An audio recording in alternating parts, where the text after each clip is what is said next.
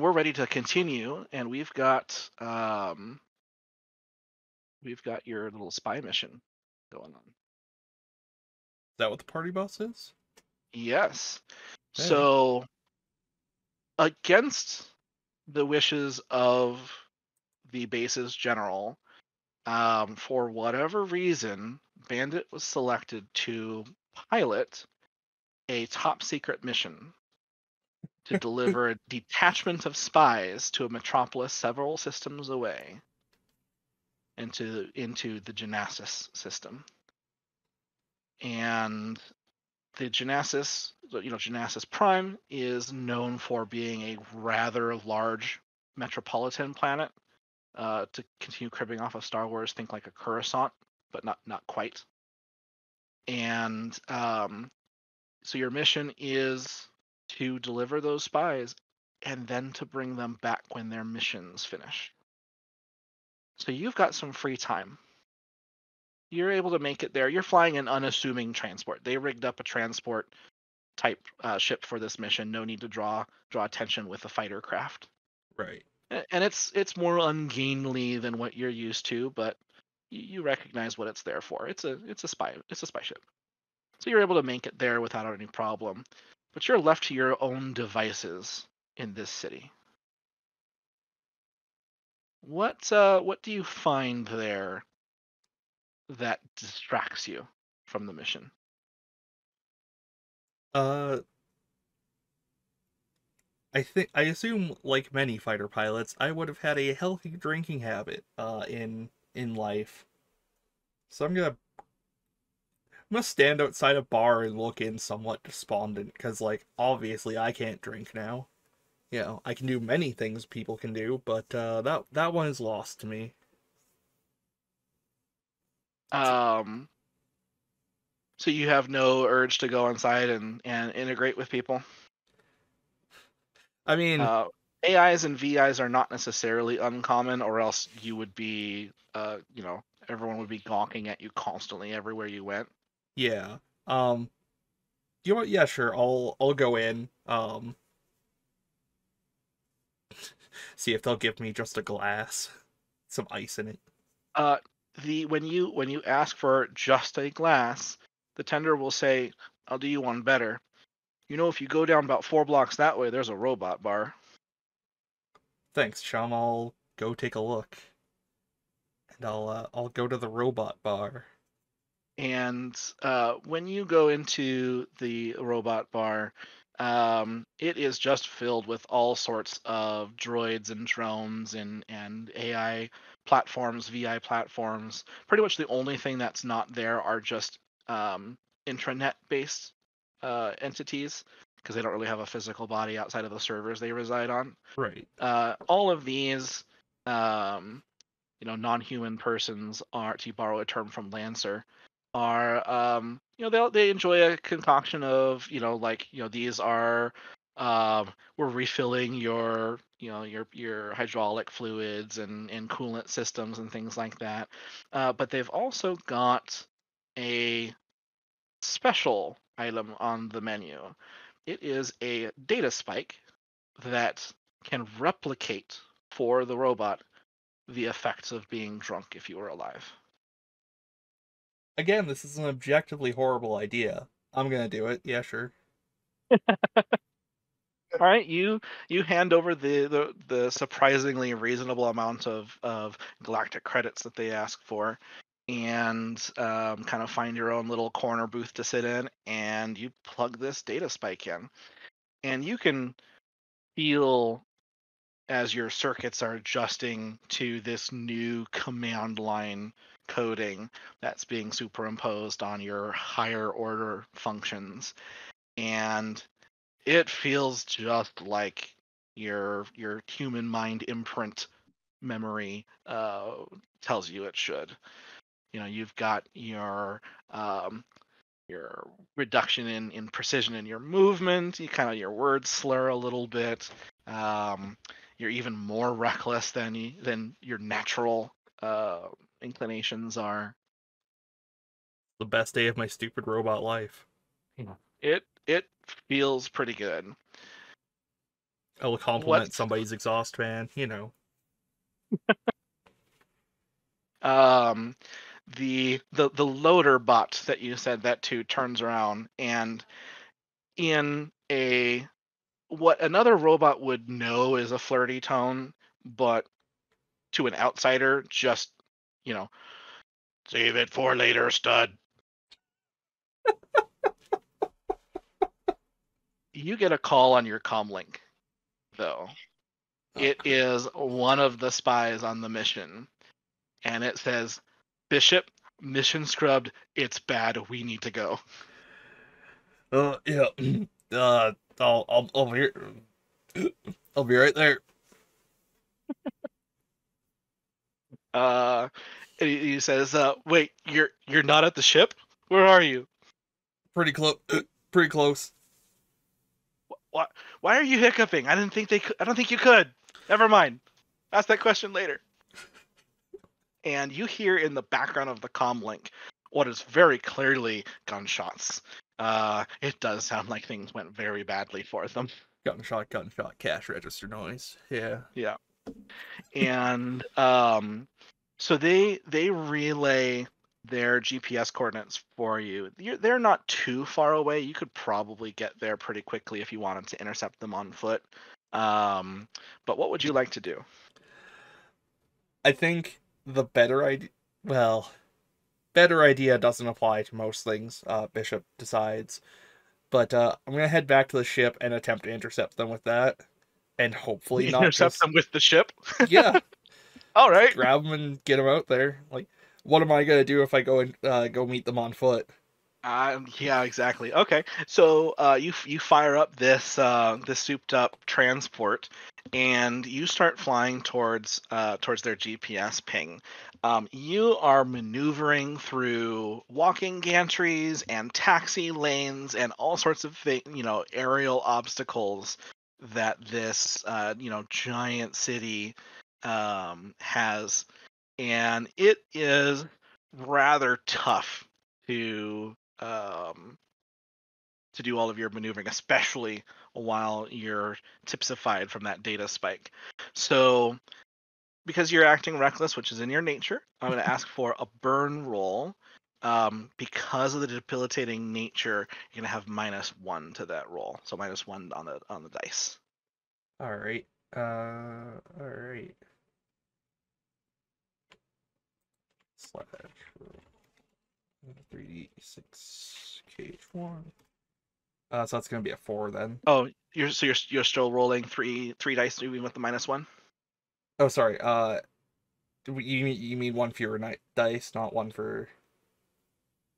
Yeah, so whenever you get a -1 on your stats, it's Oh, gonna apply to that roll. So if your stat gotcha. is 3, and this transport ship is not providing any stat buffs, it is a Right. boat. No, sorry. So that should be a 2 then. Okay, yes. This is bad. You still have a 50/50 of, or no, better than a 50/50 of getting at least a success. Oh no, I mean then that would have been a 2 because the 5 was the third die I rolled. If you want to call it that way, I was gonna say you Yeah, can completely re-roll it. I'll re-roll, sure. Yeah. I'm not gonna turn that down. Oh, Sorry. didn't matter. Let me try that again. Oh, that's a 1d2. Okay. Yeah. I swear only Bishop is the drunk one. That's a 6. All right. We're good. So, all I'm right. the So best pilot in the world. you managed to I like that hiccup at the end. You might as well be a drunken master when it comes to maneuvering your way through all of the obstacles and terrain, and handling this boat. You'd think it would be just a flying brick, but you managed to pretty gracefully maneuver it through all of these obstacles and terrain, and you come around a natural thoroughfare for the air traffic, and you can see below you on the ground your spy team engaged in a firefight with some local security guards, and there's enough room to do some maneuvers. How do you extricate your team? I think I'm going to land directly between uh my spies and the security team like facing towards the security team, so that my team can most easily get in the back and get out. Okay. And how are you doing this with what are your stats? Uh, Since I that am going to if just kind of slam down onto there as quickly as I can. Like this is not a gentle landing. Um, I'm aiming for burn. I'm burn aiming again. for I Okay. just slam down there, get them out. Yeah, you're gonna because you've got your forward momentum. You're gonna slam that nose down, and it's gonna hit nose first and bottom your vessel out. And as you skid in between them, go ahead and roll burn again, and we'll see if there's any complications. Right, and that's still with the -1 because Yeah, I'm yeah, wasted. you are still affected. All right, that's gonna be a Okay, fort. okay. So your ship is going to take some damage, and the local government's definitely not going to be very happy with whatever fake agency your ship's transponders are related to. Yeah. But you're able to slam that sucker down and uh, block out that fire, and the security guards start trying to maneuver around your vessel, but your guys are too quick on their toes. They get in, and you start blasting off. Um, you do have basic sensors on this vessel. You also have a comm system, so you hear over your comms what would be effectively local police in their own ship telling you to turn off your thrusters to set back down immediately. What would you like to do? I am going to completely ignore this and turn turn off my comms. I think is what I'm gonna do, and then hiccup. All right. Um, we've got one more roll in store for us because they are going to start shooting stuff, basically like non-lethal versions of Chaser's ion bolts, trying to cause some of your ship systems to shut down. But you can juke and evade them if you'd like to, Yeah. or come up with your own idea on how to get out of this. Yeah, I think I'm just gonna shout, hold, hold on, hold on, and then juke. You hear one of the spies asking his buddy, "Can robots even get drunk?" The All other right. one says, "I don't know, just hold on." And I assume you're gonna roll, do another burn roll. Yeah, yeah, I'm gonna Okay. try and like, I'm not, yeah, I'm gonna try and put civilians between me and the incoming bolts, Oh, jeez. Okay. in the hopes that this prevents them from firing. But who knows? That's a 4 again. Okay. Um, you're mostly successful at avoiding these bolts. Your transport's a big vessel. There's a lot of system resistance just because there's just so much of it. So it's not enough to do more than slow you down a little bit. Um, you also think that maybe a civilian ship got hit, just accidentally. Maybe it was you who clipped it. You're not quite sure. It doesn't matter because you've reached atmosphere and you can bounce on out of there. And away we go in my horrible space van. Yeah, kind of. Yeah, or space truck. Yeah. Um, and when you get back to base, the liaison for the intelligence service is not the happiest, but he recognizes that it had nothing to do with you, and he begrudgingly says, thanks you. And I probably should have sent the other guy, but you brought my team out just fine. Always a Thanks much, pleasure pilot. to be of service. So, in that story, did any of your EXP triggers happen um, I acted in direct opposition to authority, technically. The by wandering cops. off? Oh, Uh, cops. Okay, yeah, yeah. all right. That's it, I think. Okay, so we'll go ahead and grant Bishop a reroll token to be used in upcoming scene. You're free to use them when you want to, Right on. and when that does, what that does, it lets you reroll 1d6 whenever you make a roll. Excellent. Okay, and the day after the spy mission, the general calls your entire team, all 8 of you, into the briefing room, and we'll switch up this art. And Nice. yeah, and I probably should have displayed this earlier, but that's okay. And he'll say, he'll bring you over to his station, and he says, "We got orders down from High Command. We're pretty sure we've been found out. This base is being scrubbed. I We've will got..." bite back any sarcastic comments. Oh, that's in direct opposition to your own drives. Yeah. And he says, "We have a day to finish clearing out everything that we can and get our transports out.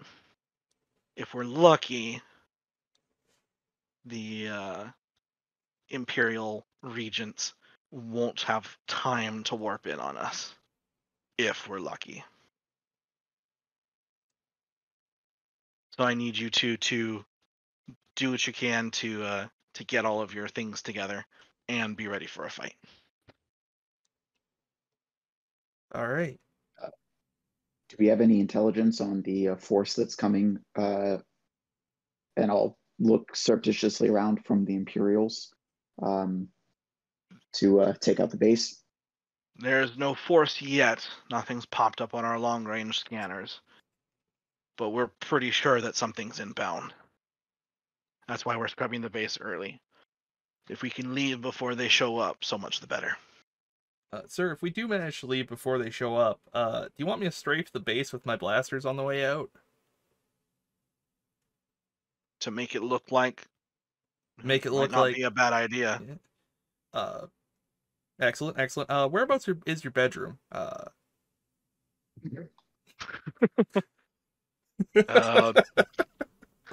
his quarters are kind of spread throughout the base.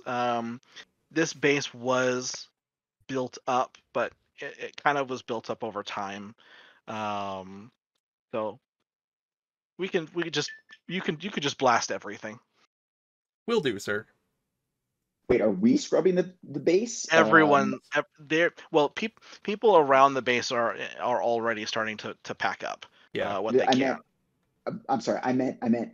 Is our squadron responsible for reducing the base to rubble after we've cleared out? Oh no, No. that was just Bishop asking if he could. Yeah, Bishop's Okay. suggestion is to make it look like something else happened. Possibly not to I let them know side that. eye. Yeah. I just side eye Bishop. Then I'm just like, Bishop's motivation is to destroy things, but there's also the secondary possibility of not making it look like we know that they're coming, you know? Like how the Germans how the Brits let Germans bomb certain towns in World War II so that the Germans wouldn't catch on that they'd cracked Enigma. Yeah. So, do your pilots have any personal effects or things that they bring with them? Anything that's more than what you can fit in a duffel? probably some pictures, family, maybe some recorded letters and things like that. I always have like a few personal effects. Okay, that's small enough for you to have time to pack things up. Yeah, I've got a hunting rifle. But that would fit in a duffel bag. Yeah. Why does Bishop have a hunting rifle? Why not? Oh, okay, that's good Uh, answer as any. I have no solid answer for you. It just seems right. Okay. Um, Just because is a fine answer. yeah, maybe it belonged to a friend at some point, or yeah. He probably hasn't used it for actual hunting, given that he can't eat meat. Um, Yeah, it's mostly a memento at this point. Yeah. Also, it never hurts to have an extra gun. No, it doesn't. Not when you're in this sort of situation. Yeah. So you guys are minding your own business a couple hours later when alert klaxons fire up all over the base, and personnel start running around, getting to their stations, and you hear the voice of your flight group liaison, you're basically your agent as far as letting you guys know what's going on and things like that, come over your individual comm links, and they say, we have an emergency brewing. We need you in the briefing room. Oh, Bishop's gonna hustle over there. And Follow. Mm-hmm. okay, and the alert klaxons are almost as loud in here, but they need to be able to talk, so it's a little quieter. And you're kind of surprised at this point to see the general personally talking to you in this, because he's been a busy man over the last couple of hours. And he says, "Looks like we ran out of time, ran out of that luck we were talking about earlier, boys. We've got signals popping up on our long-range scanners. Something's at the edge of the system, something big. We think it's the Imperial regions. We are bugging out now. Everything that can't be carried is left behind. We've got transports that need to leave, and that's what teams 3, 4, and 5, or sorry, 2, 3, and 4, your guys' secondary pilots, are doing. If Team 1, that's you two, can help out, that'd be good as well. You already know that our shield generator is working. We've had one, and at that you start hearing crashes around you. And one of the other sensor techs yells over to the general, "Sir, they've done a micro warp. They're in orbit." And the general says, "Then that must be orbital bombardment. Good thing we have that shield. And you pilots to get to your stations, protect those transports until they can get away." And he says, "Do you have any questions? Should be simple enough, right? Hot shots." You bet your bottom. He would have actually said the A word, but extra life. Sure. Sure. You bet your tushy. How long do the ships need, sir, to get away? I reckon maybe 10 minutes or so to finish getting them loaded. We have to break our shield to let them transport through, but that's only a moment. Once they're away, they're in upper atmosphere, they can warp out. Your ships have already been pre-programmed with the rendezvous. Roger that. I'll look over to Bishop and say, let's do this. Bishop has the rifle on his back right now, by the way. Just because? He was packing it up at the time. Klaxons start going off. It's probably a good thing to have with you. All right. So we have a new phase in the game. This is called pre-flight briefing. And in this phase, players work together to, with the objective presented to them, kind of describe what's going on in the rest of the battlefield before moving into your action phase again. So you have a primary objective right now, which is to escort your transport safely to the point where they can leave the shield generator's envelope and then get out to the safety of space. And this will be over the glacial plain that kind of surrounds where the base is. Players have an opportunity to select one of the following terrains to introduce into onto the battlefield. So you've got an options for a blizzard, which is going to reduce visibility and fog up scopes. There's a chance for an ice storm to appear. There's another type of storm that's basically just going to give you like hurricane force winds. You can place a mountain range somewhere nearby that's going to affect how ships have to maneuver. And then there's an opportunity there. You can also set up basically a secondary shield envelope, which can protect to a degree ships within it, but you'll need to move out of it at some point, likely. So let's see right here. It says the base is guarded by an extra shield generator. It won't stop the attack fleet from pummeling the area with orbital fire, however. Okay. The blizzard sounds the most advantageous, honestly. I agree. I think a blizzard, that sounds, and it'd be interesting too. So I'm on board for the blizzard. Okay. So what that'll do is I'll place a storm in 2 range bands that aren't bug out, because those should not have terrain or obstacles in them. When firing in or through those range bands, you'll take -1 harm from primary weapons and bandit attacks. So Okay. it's basically a similar effect to the visual range band, but it affects anything that happens when firing in or through it. So, Gotcha. okay. And then the next thing is there are 2 FUBARs to pick.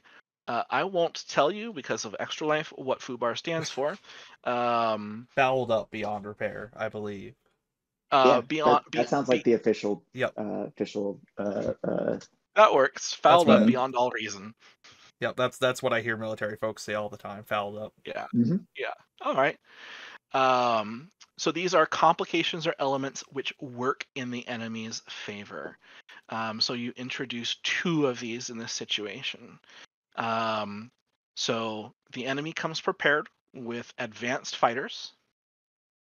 Let's see. They have increased numbers of fighters. There's some additional ground elements that'll come into play. Those ground elements are faster than usual, or trouble with the transport. More fighters and more ground elements seems like the easiest thing to do with, or easiest thing to handle. Yeah, especially if we're able to take out 1 or 2 bandits per turn, even if there's a kind of a more of them, that's probably going to be easier to deal with than having advanced fighters, Yeah. that are harder for us to deal with. And I can With mow just the 2 of down. us, I tend to agree with that. Yeah, and I can mow down a lot with Killer Instinct, which is gonna do pretty well here, I think. Okay, so you'll have more ground elements. Yep, That's and more one of the fighters. FUBARs, and then a second wave of fighters. Yep. All right, excellent.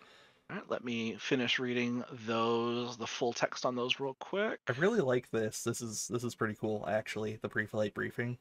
Yeah. Collaboratively figuring out like what's happening. Yeah. Remember, I mentioned that the players take on to them a lot of the effort of actually creating encounters.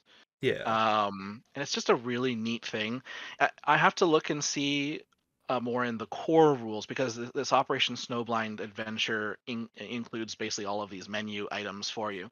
I often to see if the core rules have a static list, but it seems like this is something that the GM will just write up a bunch of ways that this encounter can go wrong that they've got planned, and then the players just get to pick from it.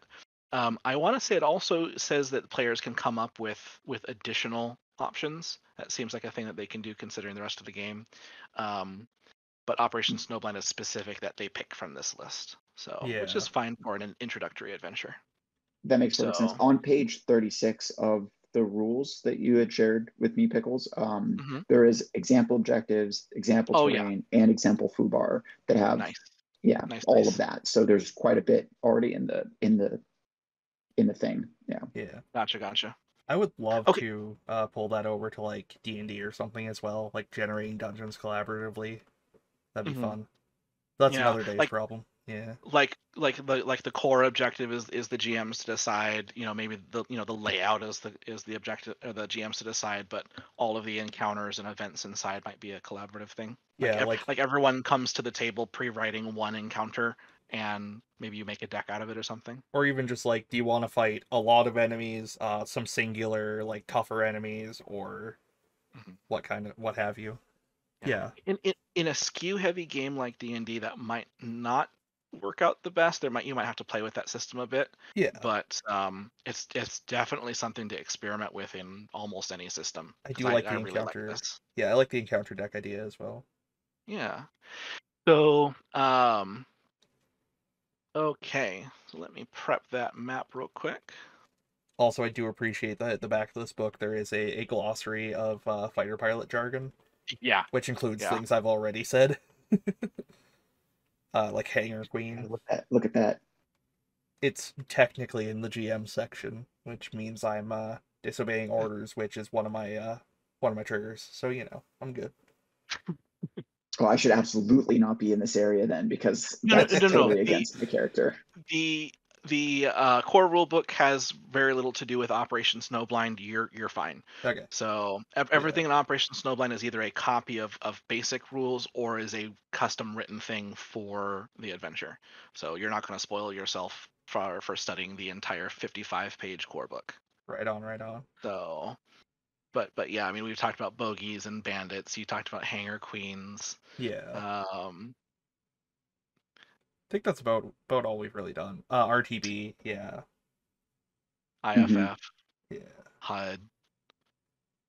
So anyway, some of these aren't necessarily as relevant to space combat, but anyway, we'll move on. Finish setting up this. Okay, so you've got your main objective, and there is a blizzard forming, and let's put some boxes up to represent that. We are still on the mission briefing screen. I don't know if we're Yes, supposed to be. yes, because I'm gonna finish setting up the lidar for this new combat zone, Gotcha. and we will pick this. Oh, Maybe I should pull out my PS2 and play through the Ace Combat trilogy again. Well, 5 and 0 at least.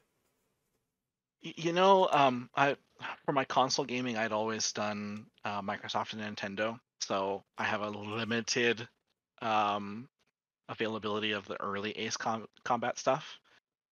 But 5 and 0 are worth the effort, personally, I think, to try and find a PS2. I don't know where mine came from because it's definitely not the one I owned back in high school. Just through a series of moves, somehow it ended up in my stuff. So, but I never sold my copies of Ace Combat 4, 5, and 0, so I've still got those. I think I've got yeah, 6 as well, even though I don't have anything to play it on, which is the Xbox 360 one. yeah. The other one that's Xbox 360 is Assault Horizon, which Oh I yeah, played a lot and actually rather enjoyed. I always forget about that because it doesn't take place in the same world as the rest of them. It's like in the real world instead. Yeah, yeah, it takes place in the real world, and a lot of people apparently don't like that. No, people hated it because it they couldn't do as much of the weird landmarks, giant weapons, nuking an entire nation, that kind of stuff. I mean, they did I mean, they kind of probably nuke the did, but entire nation, but yeah, yeah. that's about it. As far as I So understand. yeah, but I also played a lot of Hawks when they came out, Oh the yeah, Tom Clancy one. Um, I went back and tried to play Hawks 1 recently. It was rough, but Hawks 2 is pretty good still. yeah. I've heard Hawks is substantially more arcadey than Ace Combat, which is kind of impressive. Yeah, definitely, definitely. And then on PC, I thoroughly enjoyed Star Wars Squadrons and Project Wingman. Fair enough. Yeah. And one of the cool things that Assault Horizons did, by the way, is that dogfight system where you really zoom in behind someone and try to get your guns on them. That was a really cinematic, epic piece of development they did for that. Nice. Yeah, maybe I'll So, maybe I'll have to give it a shot sometime. yeah, it's definitely worth a play. So they did some cool things with it. Yeah. But anyway, so you guys are oh, how do I? They changed the Roll20 layout on me. Where are my boxes at? And I like Fog of War and stuff. I have no idea, honestly. Mm. There's Fog of War. Okay, cool. Hide areas.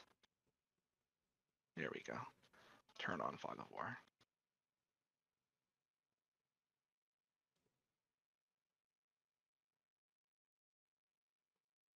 Shouldn't shock anybody to find out I'm an Ace Combat fanboy. That's where my username comes from. It's easy to be an Ace Combat fanboy. It's a good game series. Yeah.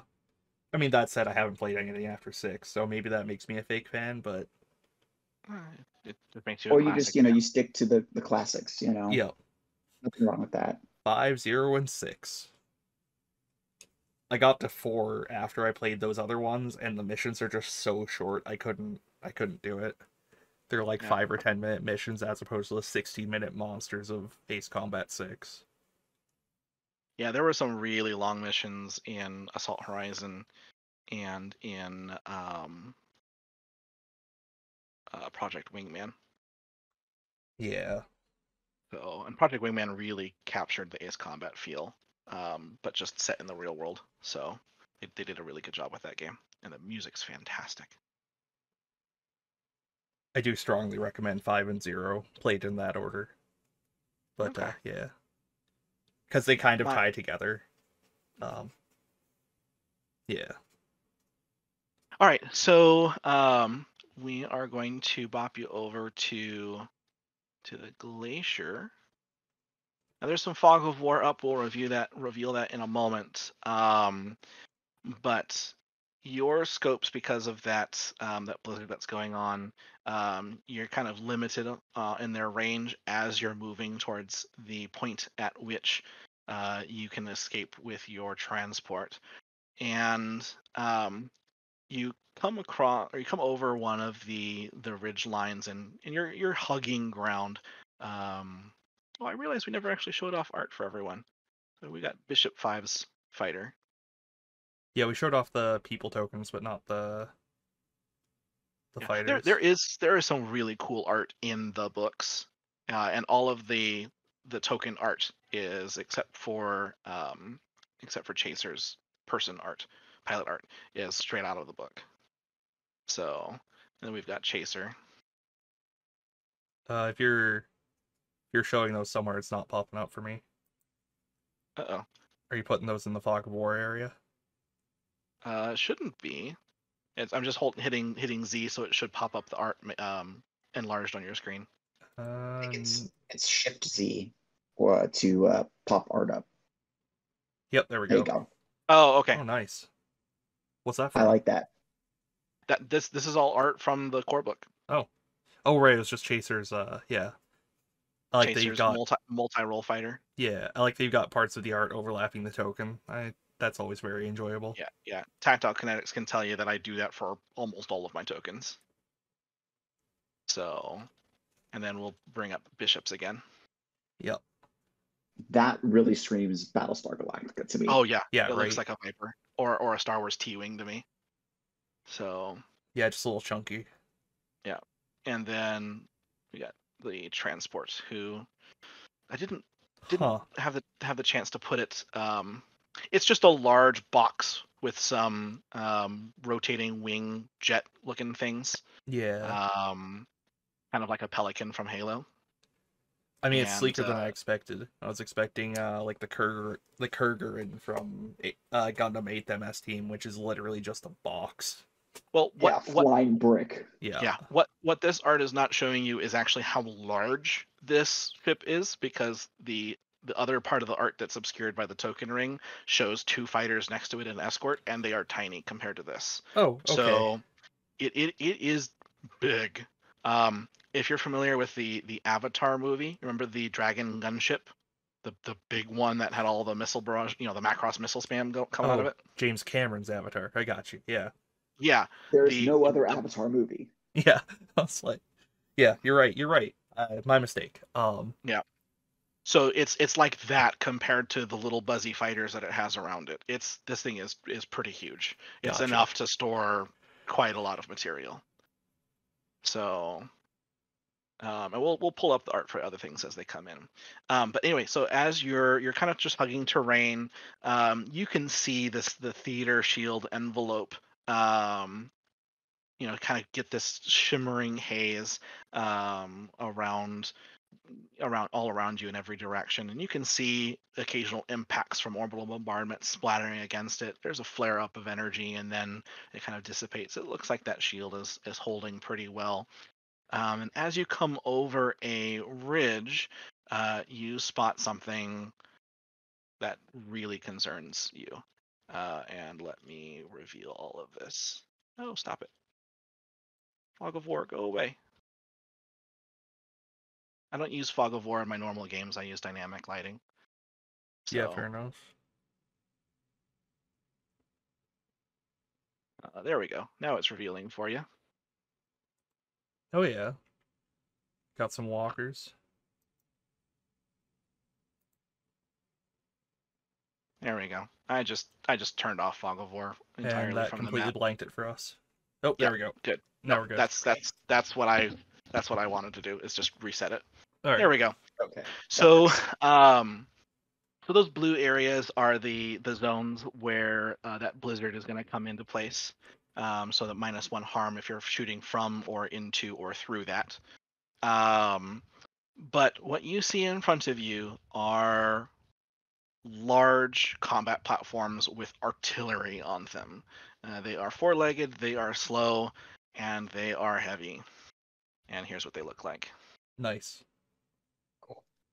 And in the And a couple of distance, bandits. are some more of those shriekers that you found. So here's their art for that. And so you're going to be escorting this this transport. What you need to do is it's going to start peeling directly up and away from everyone. And you hear over comms it's going to start requesting an emergency opening of the shield, because your exfil point was beyond this mountain range that I'm pinging at the top of the screen, and obviously it's not going to go that direction. Right. So you need to keep it alive for 3 rounds, and at the end of round 1 something's going to happen. I'll just let you know. All right. And we're going to enter into initiative, because these are very clearly an assault force, and you don't have to ask permission anymore. Great. Weapons free. All right. I am going to. Yeah, Chaser, do you know what you want to do to start off? Yeah, probably. Quick question. Would my laser guided cluster bomblets do anything to, or are they effective against the walkers? You want to they get reference them? capital ships in the description, so that's why I'm asking. Do you want to fire up a scan and see what you can see about those walker platforms? Yeah, let's do that. I'm going to move from bug out to visual, and then I'm going to scan the walkers, looking for weak points or any sort of additional information that might be helpful. All right. And the scan's probably going to be gauged. Yeah. Okay. I have 4. All right, 4. So you can get a successful scan off. You can tell that these assault platforms have really heavy armor. So they have the plating tag. What that does is it's -1 harm unless the weapon attacking them has the siege tag. You also can tell something that makes you uncomfortable as a fighter pilot. These platforms have flak all over them, anti-air munitions. Yeah. So they aren't going to be such an easy target for your ships as you thought. It's not ideal.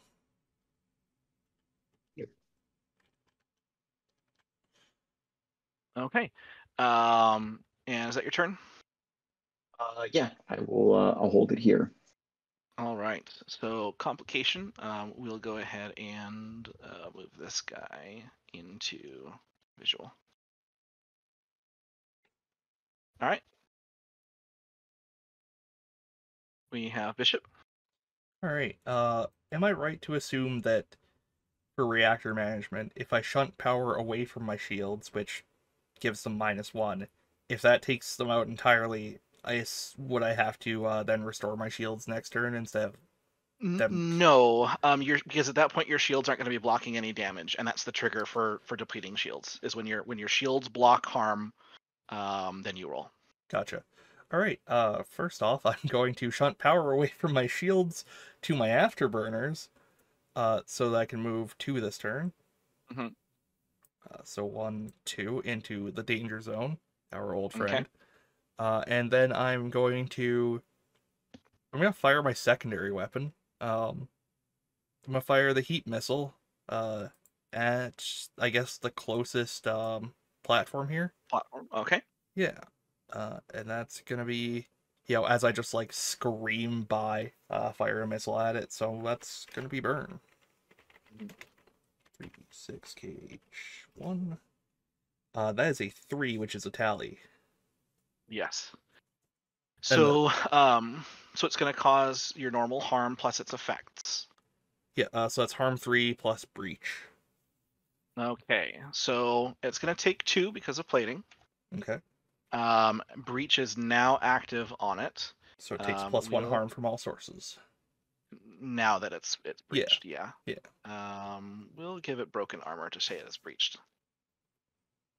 And breach is a debilitating tag, so it lasts until a complication happens. Yep. So. And speaking of complications, Yeah, we'll leave breach up on this one because I want to get another fighter into position. So let's see, that guy will move and he'll jink, and then we'll move this one and jink. Sounds good.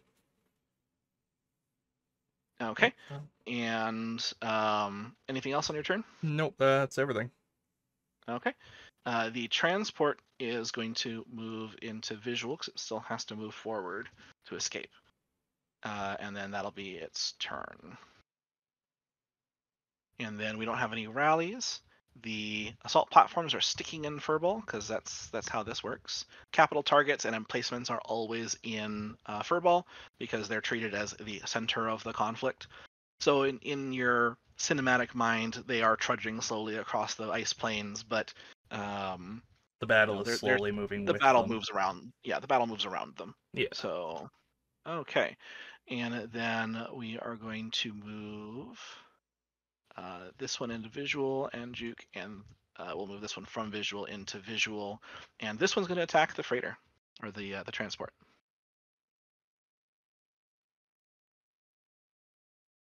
All right, that's going to be a hit with no consequences. And these are shriekers at range 0, so it's going to cause 2 damage to the freighter, or to the transport. And that pilot's going to call out, "Hey, we need some cover here," as they start, hitting their thrusters to try to get some more elevation.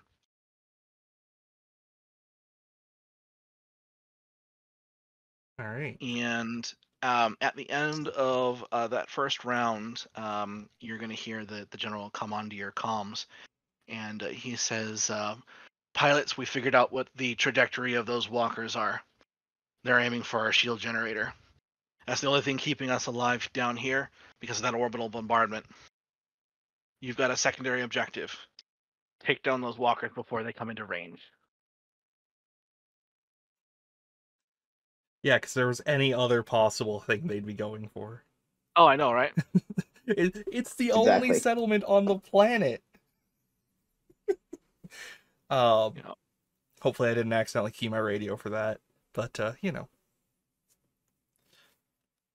Maybe you did. Maybe they're too busy down there to tell you off for it. Yeah. So, Here we go. Hold on. Oh, there is something I forgot to cover. We might need to do a little bit of a retcon. What's up? So I don't know how this works into the narrative, but because this is just the beginning of Empire Strikes Back in Afterburner form, the players have the following options. You are allowed to switch out your secondary weapons if you want to for energy bombs, which is a core munition. And you're allowed to mount as an additional system, and I'm quoting here, a magnetic hoist winch. Good. So you're supposed to be asked that before you know that there's walkers there, but any genre savvy player is going to be like, yeah, I know there's going to be walkers. They're going to be aiming for the shield. Yeah.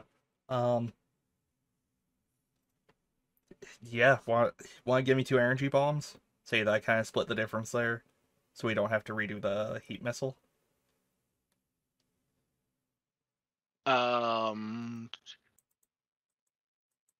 You want to swap those out halvesies, you said? Yeah, like 2/3, I guess, because I have 3 for my ammo capacity. Well, the EMP bomb's also 3. Wait, is it EMP bombs or energy bombs? Oh, I'm sorry, energy bombs, which are also 3. Yeah. So we could say that I took 1 heat missile and 2 energy bombs or something. And then your secondary weapon is going to count as energy bombs for the rest. Yep. Okay, I'm fine with that. All right. Kinetics, did you want to take either of those options? The magnetic winch is an add-on. It doesn't replace anything. Okay. Sure. I'll take the winch. I'm feeling kind of like my laser guided cluster bomblets are not a good option here because there's no capital target that I can use them on. So they're kind of just useless.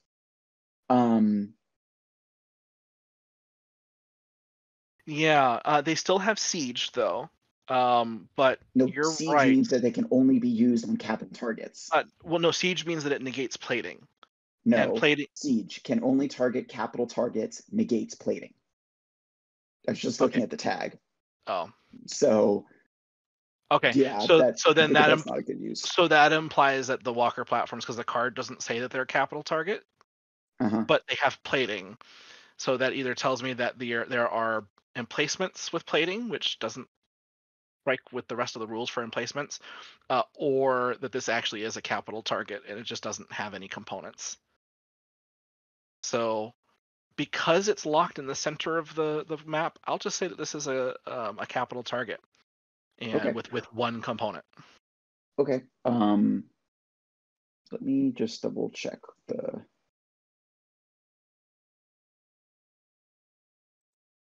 Should have taken the astrogation robot. That would have been funny. With wingtip lasers and an astrogation robot. Yeah. And then take like energy torpedoes. Yeah, I mean, I'm just thinking, robot with a robot co-pilot. Oh yeah, I got a little robot buddy. It's a mini me. Yeah, I do appreciate that the icon for the superiority fighter appears to be an R-wing from. Yes. Yeah. 100%, and the interceptor is kind of an A-wing from Star Wars. So I can swap my secondary weapon for energy bombs. Yes, and those are range 0, harm 7, ammo 3 with siege. They're just categorically better than my laser guided cluster bomblets because there's only one compartment. So yeah, I'll swap for the energy bombs. Yeah. But I am going to. You know what? Two energy bombs. If those hit, 2 energy bombs is enough to take out a walker. Maybe this isn't as hard as I thought it was when I introduced the session to you guys earlier today. Yeah, no, it'd probably be fine. Oh, okay. Maybe.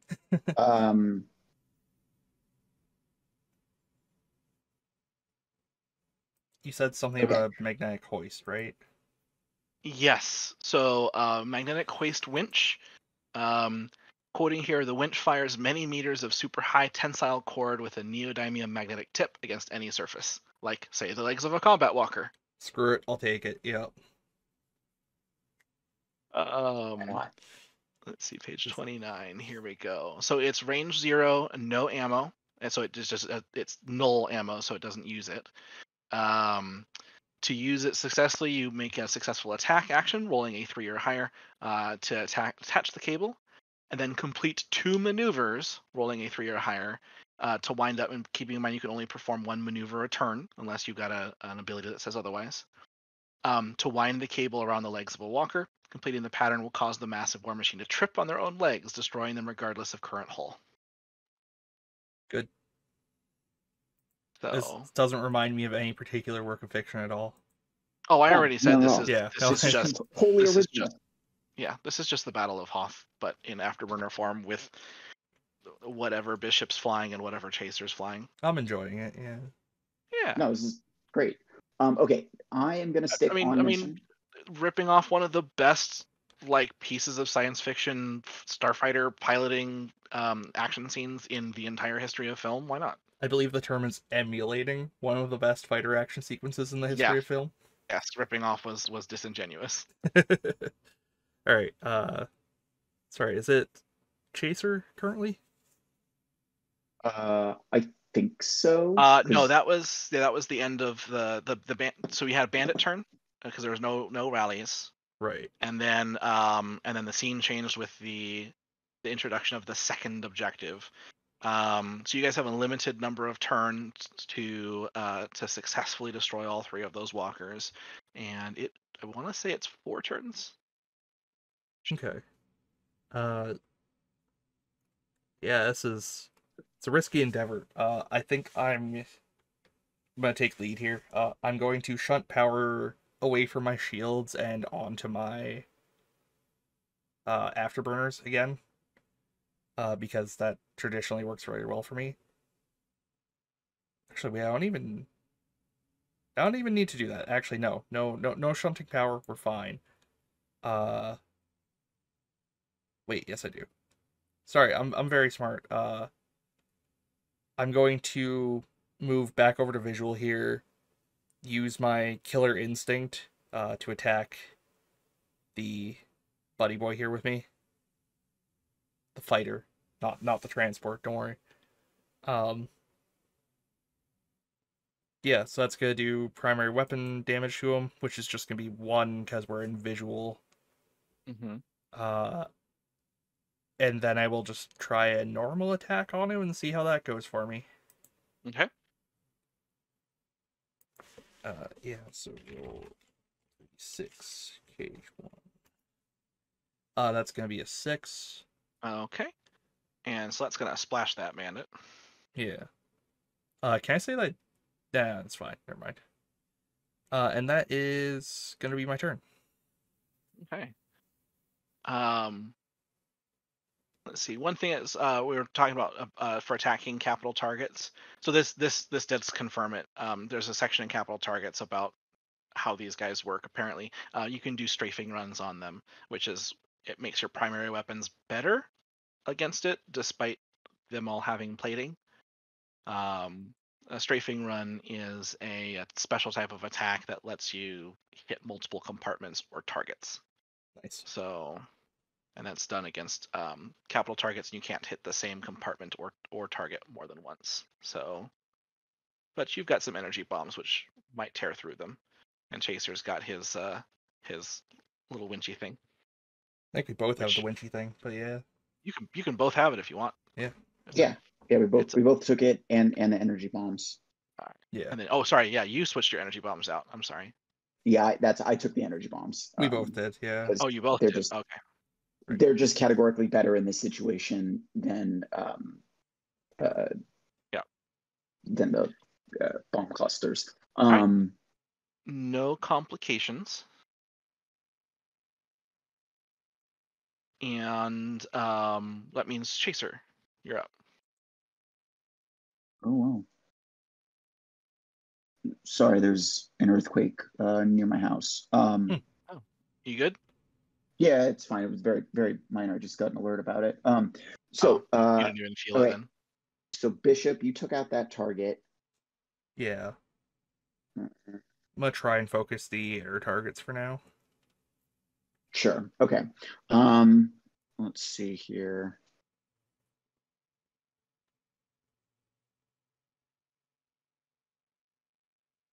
I'm going to divert power from my primary weapons and move them into my afterburners, so that I can move additional range bands. I'm then going to go Danger Zone, Furball, and I'm going to unleash a energy bomb against the breached walker. Follow up on Bishop's initial attack. Yeah, so because it's siege, it'll ignore plating, and because it's breached, it'll cause 1+1 harm. So if this bomb hits, that's going to be a walker down. That is my thought process. So I feel like I basically just went all powers to thrusters and just like punched it. That's like a badass moment. That's not being calculated with gauge. So I feel like this would be rolling with trigger. Sure. And what did you drop with your My primary weapons, because I'm not planning to fire my primary weapons this turn, because my action is going to be to drop my energy bombs. Okay, yes. And it is specifically primary weapons that get diverted. You're Yeah. good to go. Okay, so a 5 hit. All right, excellent. I saw that one and I got concerned. You know. Okay. So despite not being super used to bombs with your standard superiority fighter role, you're able to just ram the bomb straight down that thing's artillery tube, and it's going to explode against it. And when the smoke and debris clear and the fireball clears, it's basically just a hole on legs, and it's going to kind of crumple in on itself and crash down. And that's one walker down. And you guys hear the rest of your squadron mates, and because everyone's kind of tying into each other as far as the battles that are going on. About a click away or so, there's another one of these happening with your other squadron mates. And let's see. So it says, you hear, "No way! I can't believe that worked." Oh, wait, an energy bomb not working? Glacier Squadron. Let's see. Glacier Squadron Command actual. We have a kill confirmed. Walkers down. Reactor going cold. Just 2 more of the beeps or bleeps sensor, and we are out of here. There's no problem that a big bomb can't solve. Yeah. This dialogue is sufficiently cheesy for the genre it's emulated. That's perfect. Yeah. Excellent. Can I then activate my Got Your Six talent to deal primary weapon harm to a bandit at range 0? If you had bandits, these are not bandits. They're enemies? capital targets. Okay, cool. Then which means you don't rally from this one. But you know what? Let's leave that there. It's a sign of your victory. Okay. Then I am done. Weaving in between the walker's legs. Oh, is that what you're doing? Well, I mean, after I let go of the bomb, I've got to dodge the other two. I'm in furball range. They're gonna mess me up here in a second. All right. So I guess technically you already did your move, so it's not a maneuver, so it doesn't really give you any benefit. All right. We'll leave that alone. Okay, so we have 1 rally. 2, so that's going to be an additional essay, so Bishop can get his essay back. Yeah, buddy. It's great, because I'm going to use a lot of that soon. Yeah. And then we are going to have this one move in and attack the transport. I'd like to use my killer instinct when it moves into the into here. Does it allow you to do it? Or sorry, it's on your turn. I forgot. It's not blazing him. Yeah. All right. I think there's a couple of talents that let you interact with something on not your turn. In those cases, you would be able to. Yeah. But in general, essay use is only on your turn. Yeah, sorry, my bad. So no worries. So it's going to roll a 4 against that transport, and it's going to cause another 2 damage. But I can't reach with these guys. So that transport's going to get away, but it's going to be heavily damaged. We're going to move this one into visual. That's the other activation. The transport's going to reach where that emergency opening of the theater shield is happening, and it's unescorted, which is not a good thing. But you guys are busy with your secondary objective. But that transport is away. Right on, right And on. so primary objective completed. Move that. And it is the end of the second phase, or second round. Here you go, buddy.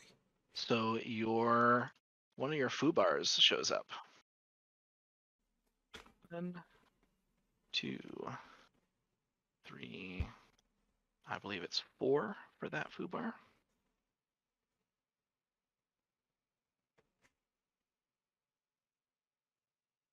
Oh, never mind. It's just 2. That's not much of a second wave.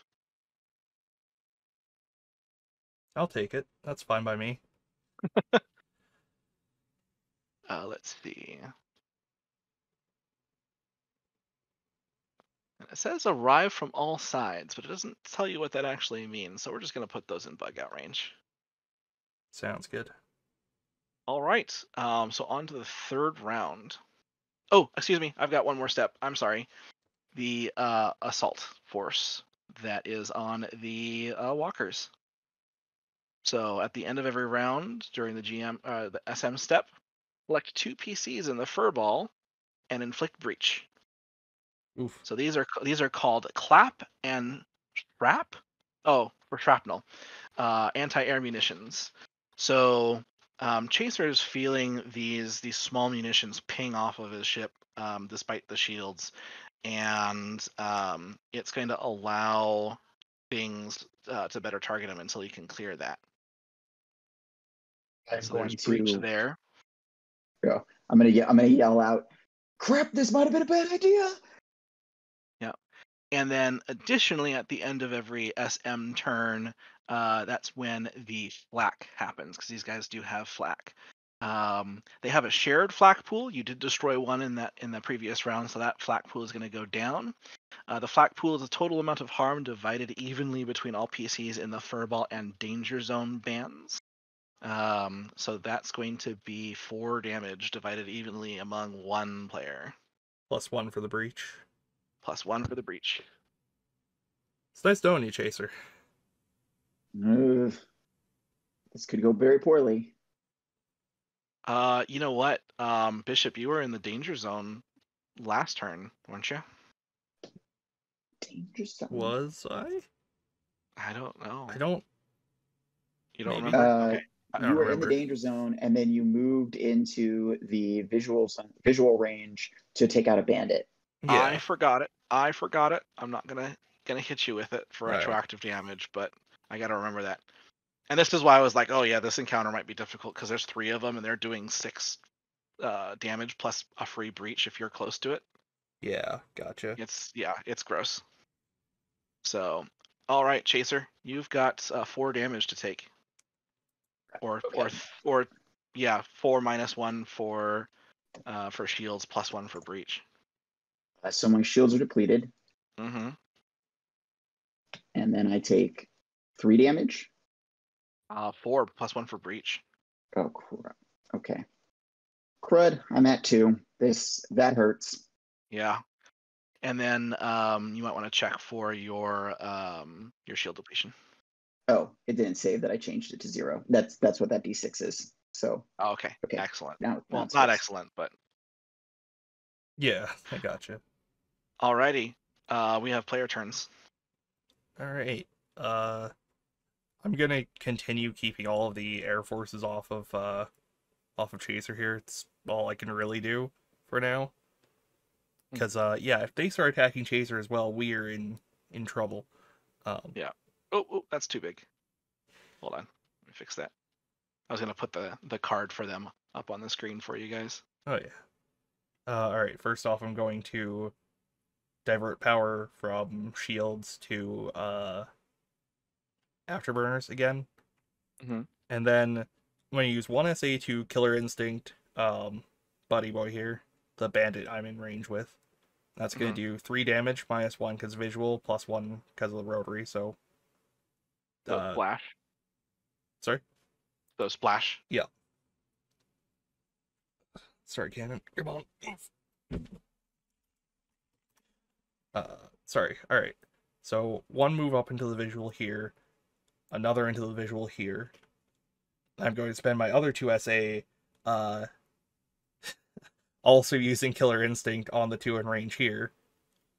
So that's another Splash, +1. splash. Yep, that's a lot of damage. And then for my final attack, I will use... For your actual action? For my actual action, it's going to be another whatchamacallit, or it's going to be my primary attack. So it's going to be 3d6, as I just, like, whip around the entire battlefield afterburners screaming. Finally zero in on this last fighter, and that's a 4, so it's a hit with complications. And so you were shooting at the danger zone one? Yeah, danger zone fighter. Okay. It's gonna do like 5 damage to him. Sorry. Yeah, splashed. Yeah, you get a rally off that. Also, we got a donation. We got 1474 from somebody, so thank you very much. Excellent. Yes, thank you. Amazing. I assume that was donated in Canadian dollars, judging by the amount. Thank you very much. I didn't have the alert box set up. Please forgive me. Yeah, so that's all of those things dead. And that's my turn. That was an impressive turn. You dumped your entire SA pool to do that, right? Yep. Yeah, sorry, I forgot to write that down. Yeah. But that was an impressive activation. So that's what we were talking about earlier. Like you're allowed to just dump that. And if you've got someone who's really good at stacking damage or spreading it around, like there's a number of triggers that are, or talents that are just, hey, cause your primary weapon damage to everything in the zone. Yeah. So those are really good at taking out a bunch of these little cheap fighters all at once. And you're encouraged in the GM section. It says you're encouraged to throw a bunch of things on the screen because activations are limited, but targets should not be. Yeah. Like, the ideal there would have been to then funnel one of the attacks onto those walkers and do, like, 5 damage to it, but unfortunately. Yeah. Considering the energy bombs are a thing, the damaging of the walkers is not going to be an issue. What's going to be an issue is receiving damage back from them. It does increase all of my harm. Or, yeah, sorry, you're right. Yeah, I was just going to say, if I had managed to energy bomb them, I could have done, like, 10 damage in a single hit. But that would require more movement than I have. Best of luck, Chaser.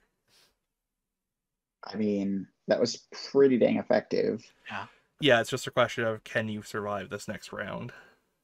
So, for that consequence, we're going to have you roll a maneuver. What I'm going to say is that some of those bandits were flying very close to that mountain range, and in your efforts to just redline your fighter as much as possible, you ran really close to that mountain range, and there's a chance you might collide or crash with it. So that's going to be a burn roll. And this is a triggered burn roll, so it doesn't use up any of your mover actions or anything like that. All right. Well, burn is my favorite stat. So that's gonna be a 4 again. Okay. 1 sec. Do we get a complication from my complication? It will, but it won't trigger another crash. So it's complications all the way down. Yeah. So you succeed in not smashing into the mountainside.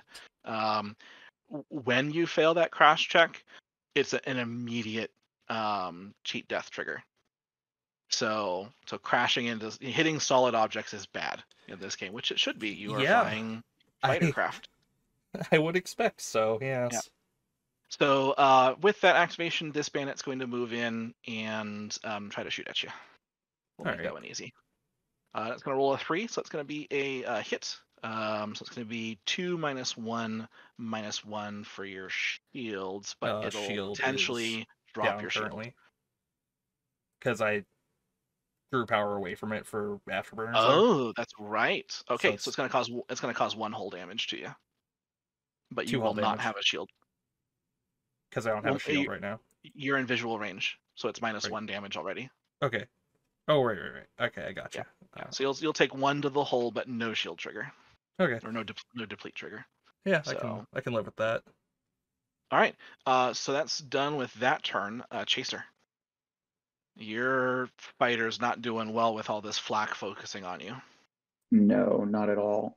So even if I move out of the furball range into the danger zone, next turn I would still be damaged by the flak, right? Yeah.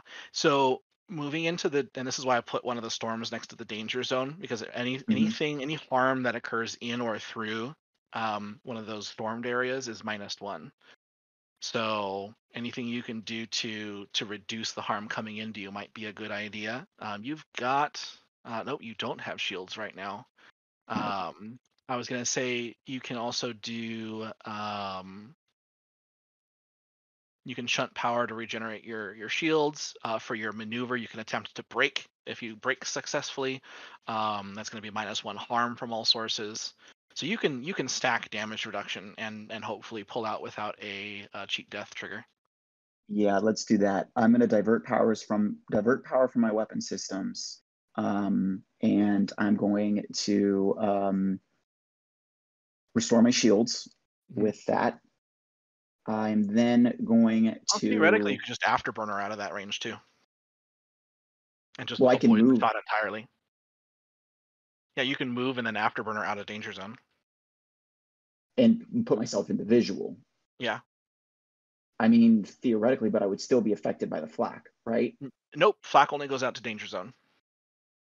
Oh, okay. That might actually be more effective. So Yeah, that's I'm going gonna to be do more that. effective because you're going to remove the. I would, people always say the best defense is a good offense. I say the best defense is not being shot at in the first place. Correct. So I'm gonna divert power from my weapons to my Afterburners. afterburners. Okay, so that's I'm going to going bring your shields to. back down to 0. Oh, I didn't save. Divert. So then I'm gonna afterburners. I'm gonna move and then put myself in the visual range. Using the afterburner effect. I'm then going to braking as a maneuver. Is that a burn? It is a voluntary maneuver, and I want to say it doesn't ask for a specific one. Okay. Then I'm gonna. Braking might maneuver you back into danger zone though, because it shunts you to a random.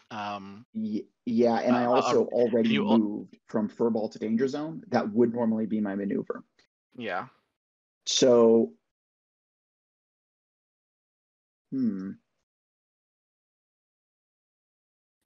can repair drone yourself, I believe. I cannot. Nope. Oh, you can't. No. 2 integrity, 2 an ally. You want to say that you dropped another energy bomb on them before he skedaddled? Yeah. Plus, you have all your potential SA triggers on your furball, because the reactor management is the first thing you do on your turn, but SAs say at any time during your turn. So I guess that's true. So I would what I interpret should that as if you do want to SA is before you, or do a talent before you reactor. Yeah. Well, the only talent I could do would be Got Your 6, which is dealing my primary weapon damage at range 0. I think it specifically says. Any okay. order. Yeah, I have a correction to make. On the first page of the sortie combat phase in the core rules, it does say, then in any order 1, 2, and 3, and the third bullet is spend SA. So you would reactor management before you SA, but that is before. But you can SA before you move. Yeah, and then So Afterburners is just move one range band at any point during your turn. exactly. So I'm still here. I divert. I'm going to go with Afterburners. I'm going to We're figuring out the system, guys. divert, I guess, divert shields because I have no shields anyways, and I'm not going to restore them. So why not just divert shields? Spend all 3 of my SA to do primary weapon damage to attack the well, no, I should drop yeah. So I'm gonna drop I'm gonna drop a bomb on the this walker. Sorry, were you paying? I wasn't looking. That's okay. I'm gonna drop a bomb on this Okay. walker.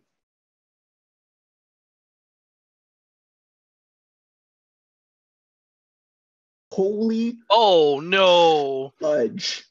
Do you have a reroll token from earlier? So Can I he does not have spend an he doesn't SA have a to reroll? reroll, but yes, one of the things you can do with SA is reroll the entire action roll. Oh, good. Yeah. Yes. A I'm gonna reroll spend token an is good for SA. 1 die. An SA is good for all dice.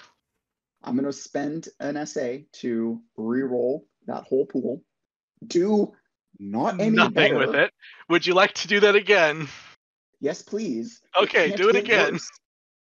There you I go. Hey, a I don't 6. believe the game has the standard like you can't reroll a reroll. I don't remember reading that anywhere in here.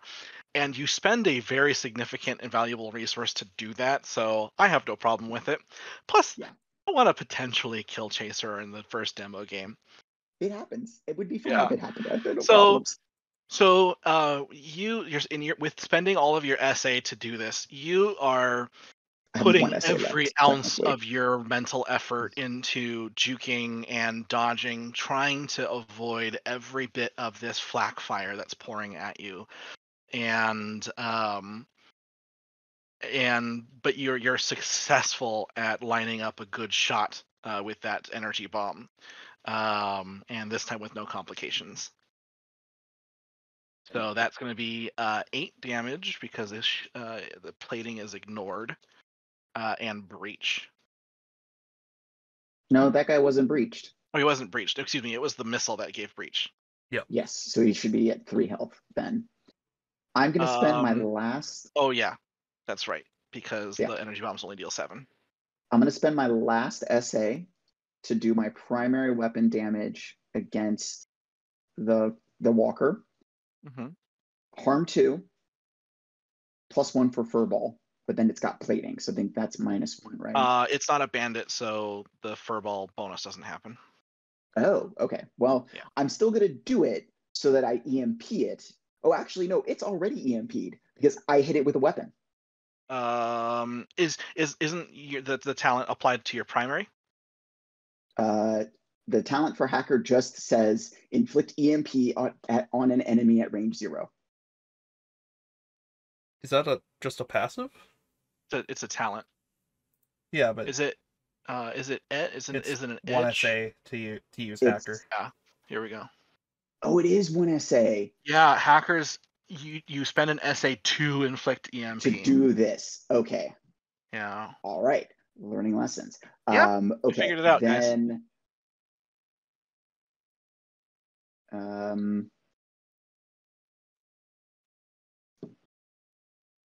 mean, yeah, honestly, sorry. I'm going to spend my last essay to inflict EMP on that that walker, so he can't do stuff. Try to scramble his systems, and then I'm going to move myself out to visual range, and hope I don't die next turn. I don't know if it'll do anything. Because they're not their Well, activation isn't. they don't activate. They Okay. just do a thing. And they don't have shields. All right, never mind. I'll save an essay then, and hope for integrity on the rally roll. You can Thanks to all if their you units that Bishop destroyed. if you want. Yeah, it's unless that one that Bishop's kind of engaged with wants to try to chase you down. It's unlikely that you're going to take any damage I mean, this turn. if I get any SA back, I'm toasting that guy first. So Oh, of course, And of course. and got your 6 also only targets bandits, not Yeah. emplacements or capital targets. So I am done. I learned some things here at towards what I'm assuming is the tail end about what I was doing wrong earlier. So I am done. I am in the visual range band, and I am just like crossing my fingers, Yeah. and I'm at pucker factor 10 at the moment. You can spend your last SA if you want to recover, which would allow you to remove the breach tag. that's a good call, actually. Yeah, I'm gonna do that. Okay. Just Yeah, right. you'll get that SA back guaranteed at the beginning of your next turn, and chances are at least one of these rally dice is going to roll a 1 through a 3. So probably 2 of them. The way things have been going, 3 of them. So okay, so that is the rally step because you had no complications. Yep. So first one is going to be a 3, so that's an SA for whoever wants it. I would prefer to take it. Take it. Yeah, you can do a lot of damage with your stuff. So go ahead. Okay, second rally is a 5. That's going to be. Yep, that's you. That's Yeah, that's integrity. I'll Because take 4 that, is please. Damcon. 2 points, I believe. 1 integrity. 1 integrity. 1 integrity. Okay. Okay. Third one is a 4. That's damage control. Recover from a debilitating tag or restore shields. I'll take my shields back. Take your shields back. Yeah, that's fine. I'm And the gonna last need them. one is an integrity. Could I take that? Yep, that's yours. My integrity is nearly full. Well, that was a surprising rally. That's what happens when I don't use my somehow broken macro. Yeah. I still don't know how that was broken, but happens. whatever. It does. It's also been a while since I've been the GM for a Roll20 game. So our D&D game has been on hiatus for a good while since I moved and then life was happening. So all right, so 1, 2, 3, and 4. All right, the effect I had planned for the third round of the engagement is going to happen. The storm is shifting. We're going to shift that there. Crap. Interesting. And 1, 2, 3. Okay, there's 3 places it can go. Roll that d6. My poor cats have been very tolerant of the fact that they're an hour late for feeding. Yeah. During what was it? During the spy mission, I actually fed my cat. So, but I muted myself so you didn't hear all the jingles. Yeah, I have to like go downstairs and. Yeah. Where's the handle? There it is. Boop. So there. What I did is I have on my GM overlay. I've got each one of these labeled in case there were like barrages from the orbital strikes or anything like that, and so they're moving into a random adjacent zone that doesn't already have a storm. So. Right on. Okay, and then so we have our SM activation. So we'll go ahead and activate this guy. He is going to shoot at Bishop for his first attack and roll a 1. He is not going to do anything. And he is going to just jink. He can't jink, he attacked. He's going to move. He's going to move there. So you got to chase him down if you want him. Aw, that's no fun. This guy's gonna move here, and let's see, and jinking won't matter because it's end of turn. You know what? He's gonna move there and try to attack Bishop as well, and also roll a 1. Nice. So he moves in and does nothing. You've got some ground cover apparently still. Yeah. All right, and then flak happens, except no targets, and it is round 4. So you have 2 rounds left to deal with the walkers. All right. I'm going to start by doing incredibly dangerous things. Oh, I did get 1 SA back. Good. Yes. Forgot to write that down. And then I will immediately use that 1 SA to killer instinct this guy in the square with me. So that's 3 damage. 2 -1. 3 damage because my it's primary. rotary. Yeah. Yep. Rotary is doing work in this. It is. Well, you keep throwing yourself at bandits instead of the objective, which is not necessarily a bad thing because you're giving Chaser some cover just by being there absorbing attention. Yeah. It's okay. Objective time is now. And then I'm going to. Sorry, I would have started that off by diverting power away from my shields.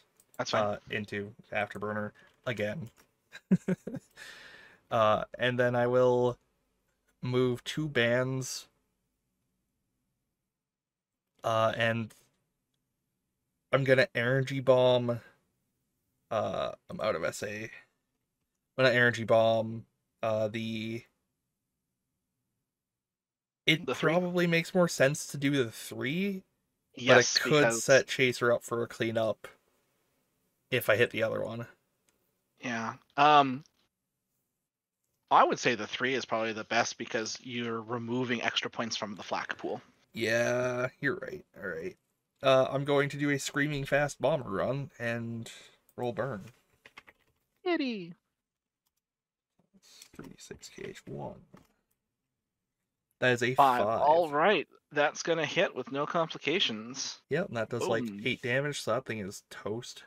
Yep. Uh, Bombs are such a better thing than that magnetic winch. I mean, it puts you have to be in furball to use both items, and Yeah. the bomb is like, as long as your whole team is doing it, you can take out one every 2 player actions. Whereas the winch needs maneuvers, which takes time. Yeah. So I'm going to run and quickly feed the cat, starting Chaser's activation. Yep. I'll be right all right, back. Chaser, you're up.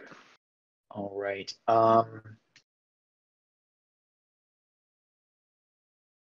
Okay, let's I'll see. hold my kitty. She needs my attention. All right.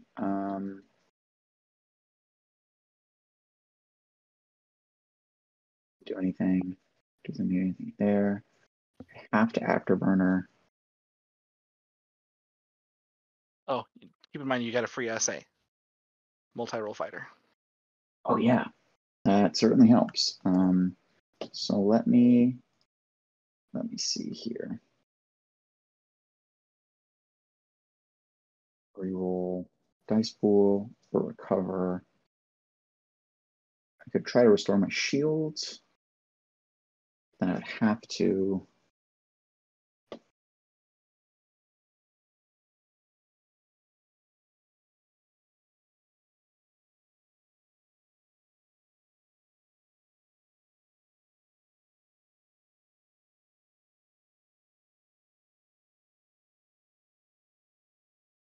All right, go big or go home. I'm going That's to. the fighter pilot way, isn't it? Yes, I'm going to divert power from shields. And can I divert power from my shields even though they're at 0? It doesn't say you can't. It just says your shields are at -1. All right, then I'm going to divert shields to Afterburner so I can move 1 range band at any point during my turn. I'm going to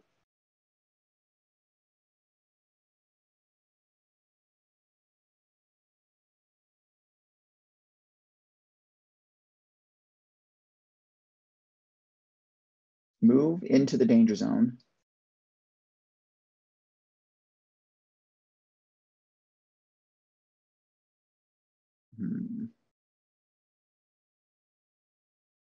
And back. Yeah, go big or go home. I'm going to move using my Afterburners, following up on Bishop, and then I'm going to launch my last bomb on the final walker target. Okay. Did I get destroyed while I was gone? No. No, it's just been my activation. I've been trying to figure out what I want to do. I'm going to spend my 1 SA and pray for a reroll that does what I needed to do and actually hit. 3 is enough to hit, but you'll suffer a complication. That'll take it. I don't have a choice but to take it. That is my final result. You already spent your reroll. That's right. I did. All right. Can I use my reroll token to reroll one of Chaser's dice?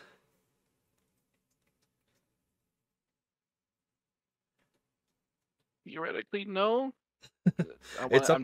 I'm double checking the reroll tokens here in Operation Snowblind. I'm really okay with however this turns out. So All right.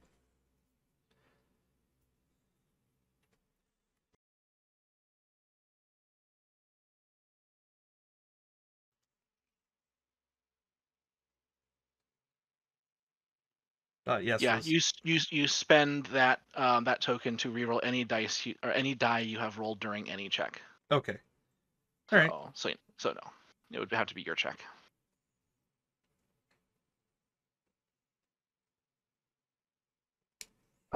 So that's my turn. All right. No, and then so you have a complication, and let's see, what complication do I want to screw with you on? How badly do I want to hurt you? We're going to have you again. You're trying to duck and weave and dodge through walkers to make sure that your bomb goes off successfully. We're going to have you make a collision check against the walkers' legs. That's scattered terrain, so it's a collision, not a crash, but it does require a burn roll. This is going to go super, super good. If you die, I take more flak damage, so try not to do that.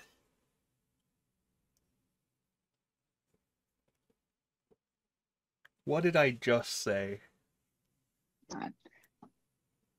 It was my choice to have no burn, and this is the result. Okay, collision.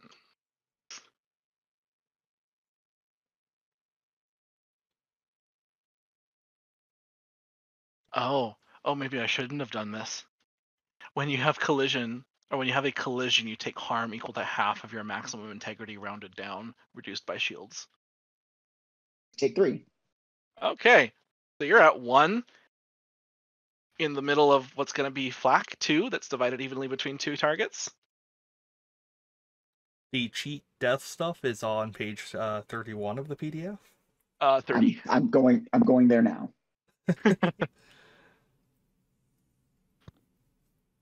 All right. So that's the complication. And so we have rally. I'm hoping we get an integrity roll from one of these rallies for you. Although it might be nice to show off the cheat death track. I mean, we only have one rally, so yeah, 5. That's integrity. That is integrity.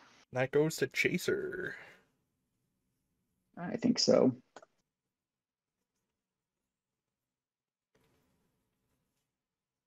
Yeah. Sadly, so sorry, good. We'll talk about cheat death at the end of the after the session's over. We'll talk about it on stream because that's another really cool part of the system that we might not get to interact with on stream otherwise. So, and I do want to show off the coolness that is this system because I'm down to run more of this in the future. So I just would like more than 2 players if we can. So it's nice to have some wingmate action, but you really want just a pile of tokens rolling around the screen for this game. So okay, we have the GM or SM. We're gonna move these guys in, and it is the end of round 4. Let's see, we have Breach. So Breach is going to get afflicted on 2 targets. So that's going to be Bishop and Chaser. So you got Breach, and you've got a Breach. It's the Oprah of Breaches. And then we have Flak 2. Oh, I forgot about the Breach. We are going to see Cheat Death. Yes, we are. Yep, that's what I just realized. So Flak 2 split between 2 targets plus 1 each because you're both breached. So you'll both take 2 damage reduced by shields. But neither of you have it. I'll get mine back next round, but yeah. Yeah, start of your next turn. Okay, yep. I just saw that. All right.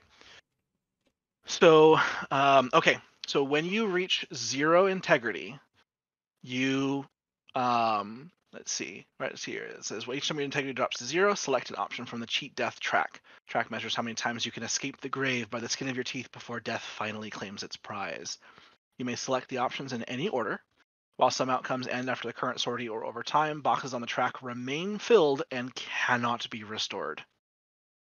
So your character has a finite lifespan as far as cheat death is concerned. Eventually, you must select the box to see your pilot meet their fiery end. Most selections on the cheat death track are narrative in nature, but have a lasting effect. What it asks is try to answer instinctually whatever your first immediate response is to that narrative question.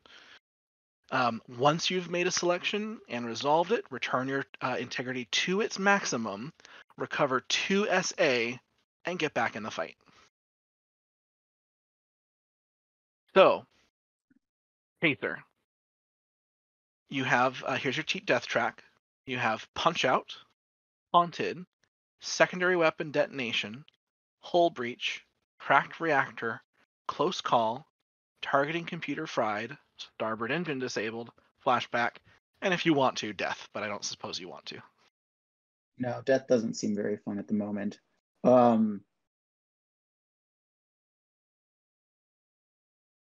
Given that it's flak, Hull Breach seems the most I was feeling like it was either like Hull Breach or like Secondary Weapon Detonation would be the most applicable. So I'll go with Hull Breach. So my max integrity is reduced by 2 for the remainder of the sortie. -1 max integrity at the next sortie that we play. And I see the face or the body language of the pilot or gunner that inflicts this on me. I don't know how applicable that is, but the walkers. Let's see. If possible, you see the face or read the body language of the pilot gunner who inflicts this near fatal damage on your ship. What emotion did they display? So, since it was the flak that did you, we're oh boy, their internal gun systems. Looks like that narrative option kind of fizzles. Cinematically, you're going to see like a cutscene from the inside of the walker, and there's a gunner just sitting at his computer like like that South Park World of Warcraft guy hitting buttons, and then he's gonna go, yeah, come get some, and then go back to pushing buttons. That's terrible, but okay. So Chaser resets to his maximum integrity, which is 4 right now. Yep. All right. And then let's see. And then if you had an actual character sheet, you would check off the box for Hull Breach permanently. That never comes back. Awesome. So there's that cheat death system. That's another cool narrative aspect of this game. I really enjoy that concept. So at the end of the 4th round, the new change to the battle, the new thing that's going to make your guys' lives as pilots interesting. You knew he was going to come back. Yep. Jaeger pops up on your sensors with his escorts. Luckily, you're almost finished with your secondary objective, so I guess your tertiary objective: survive and defeat this ace pilot before he shoots one of you down. All right, play your turns. All right. Go for it, Bishop. Yeah. Can I leave you the last walker, you think? I expended all of my bombs. Oh yeah. I've used. Luckily, Bishop has 1 left, right? Yep, I have 1 left. Okay. I'm gonna fire my secondary weapon. Once again, go for the sweet dive bomber run. You hear a completely anachronistic Stuka dive siren sound effect and everything, I assume. That's gonna be burn 6 or 3d6. Cage 1. That's gonna be a 5. Complete success with no complications. That walker goes down, and right. you're in the clear now, and you've prevented the base from becoming subject to that orbital bombardment. You're still scrapping it. The enemy knows you're here, and it's likely going to lead to an escalation of whatever conflict your 2 societies have with each other. But for now, the transports are fine, and everyone else in the base can be fine. So you just have one more threat to deal with. Yep. And then I'm gonna use my movement to, I guess, duck into the storm. Actually. That's not a bad idea. Yep. And that's my turn. All right, no complications. Chaser, you're up. +1 SA and take your turn. I am going to. All right, one. I'm going to divert power from my weapons and restore my shields. So I'm Okay. back up to one shield. And then I'm going to move here. And then I'm going to spend my essay to remove the debilitating tag. I swear I can normally speak. Words can be hard sometimes. Mm-hmm. All right, breach is off, and you took nothing that requires a roll, so no complications, no rallies. It is enemy's turn. We are going to get. You know what? Let's get the nasties in here. So these guys have rapid mover. Rapid mover, is that what it's called? Hold on. Should be. Fast mover. There we go. When they move, they get to move an additional zone. Earlier it didn't come into play because you guys were at visual. So we're gonna have Jaeger and one of his escorts move in, and we're going to have the escort attack first. That's gonna be attacking Bishop. All right. And rolling a 6, so that's going to be 3 damage at range 0. Okay. -1 for the storm. And Right. -1 for the shield. All right. So I take 1 damage and roll for my shield. Oof, shield's It's down. out. Yep. So might be bad for me. Yep. And Jaeger is going to follow up with an attack of his own. Let me get Oh back to boy. his page real quick. Here we Don't go. worry, I Okay. already have the cheat death track up. He's going to roll a 5. That's successful. So Yep. he is going to be causing 4 -1 for the storm, 3 damage. All right. Yeah, I'm on to cheat death now. And what would you like to select? Uh, secondary weapon detonation doesn't do much for me. It's actually kind of tempting to go with haunted. All right. Yeah, let's go with Um, haunted, sure. permanently decrease an attribute by 1 and raise another by 1. All right. Yeah, I'm gonna lose a point of burn. Um, I I am starting to realize the error of my cocky ways. And I'm gonna get, I guess, trigger out of it. Was trigger the one that was at 0? Trigger was at 1. I didn't have a 0. Oh, it was that one. Oh, Yeah, I okay. did 3-1-1. Oh, 3-1-1. Oh yeah, 3-1-1. You Yeah. can do that. Yeah. Yeah, so I now have 2 All right. trigger, 2 burn, 1 gauge. And you've already answered the narrative question. How does almost dying cause this change? Yeah, I've become far too cocky, and my life actually still does feel worth something, even though I'm a horrible, weird robot dude. Yeah. Yeah. So, Oh, yeah. Chaser, we didn't do something for you. When you cheat death, you do get 2 SA out of it. So I gave you those SA points back. Cool. And then Bishop, you've got 6 integrity and 2 SA. You're ready to rejoin the fight. Beautiful. All right, that is the SM's turn, and we have no more flak to deal with, and it is going to be a adjustment in the kitty. It is not time for dinner yet. But my cat's got fed. Obviously, it's that cat's time, too.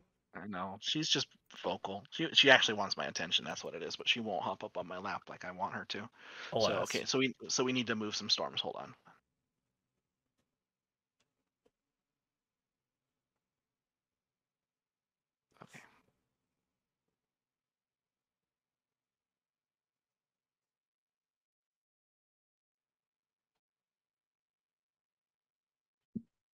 I'm gonna rip these guys apart as soon as I can. Hopefully. Okay, so it's going to move there, and I'll redraw it in a second. And then this one.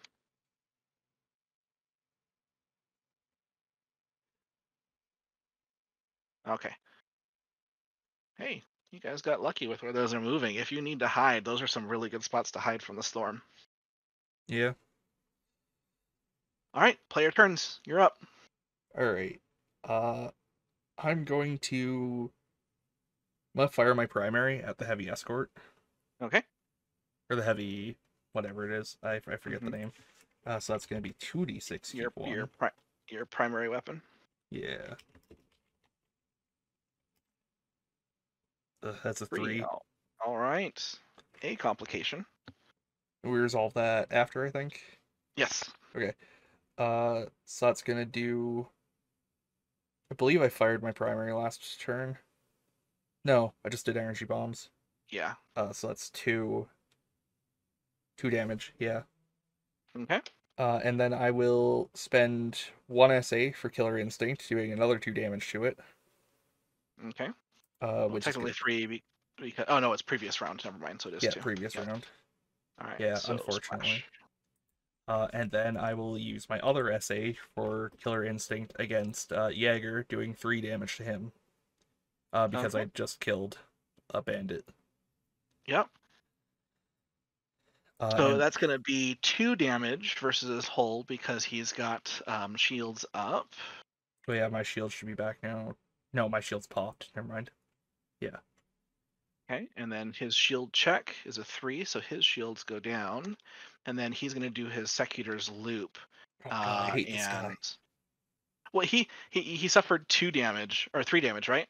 Yeah, yes. 3. Yeah, so it was hold on.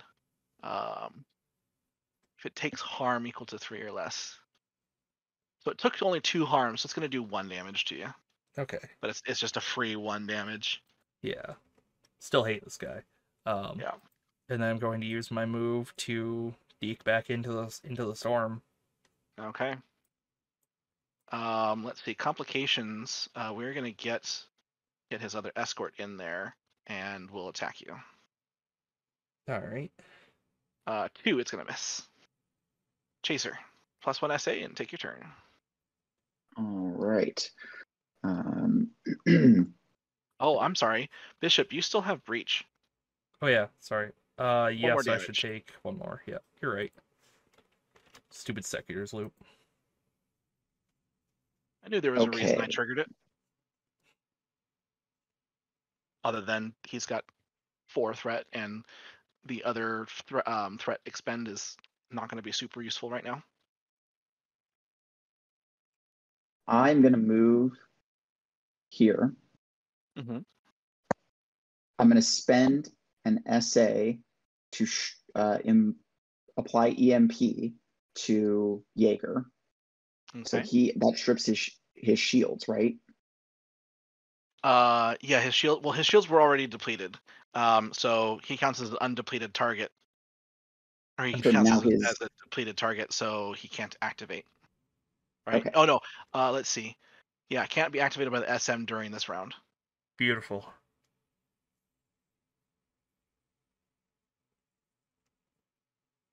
Take an action, spend SA.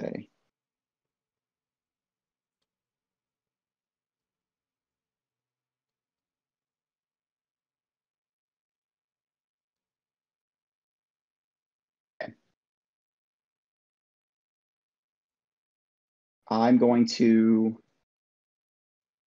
attack with, I'm going to attack with my primary weapon at range 0. So that's 2 damage. 2 harm. 2 harm if you're successful. 6. Oh, that's successful. Okay, so he's going to suffer 2. And then he's going to Secutor's Loop you for 1 damage. Not an activation, it's a threat spend. That's fine. So let me check my shields. Do they stay up or not? That's going to ping off your shields, but it might deplete them. It does deplete my shields.